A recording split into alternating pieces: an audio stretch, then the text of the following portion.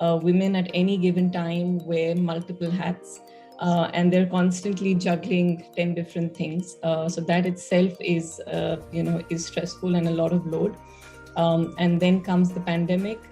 We get into lockdown, it's work from home, and they have to do all that they were not doing earlier as well. And I think that was fairly overwhelming for a lot of women. It was overwhelming. It added to a lot of stress in their lives. Overnight household chores had to be distributed amongst, family members, taking care of children, online schooling, those who have parents and in-laws in the house. So it's not a plateful, it's a room full of things that women had to, juggle with all of a sudden. And I think it did kind of take on, a different meaning for women. In fact, I'd like to quote a survey as well. There's a survey that was done of about 2,500 plus working women in the country last year. And that report said that about 60+% women felt that work from home was extremely stressful and overwhelming. And I think organizations have kind of tried to respond to that in a certain way.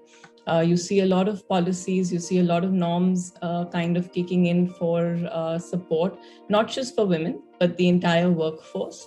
So you have, most organizations are talking about going into hybrid models, not getting into work 5 days a week, trying to get into utilizing their capital in investment on technology so that the right kinds of tools and resources can be given to people sitting at home. And that helps women a lot because it gives them the time and the flexibility to deal with work as well as home, chores and expectations back at home, the children.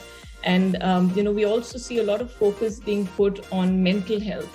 Organizations are really stepping up with reference to support, for mental health. Women who've kind of gone through the whole process and the stress in the past year and a half are now finding there to be a need to process that.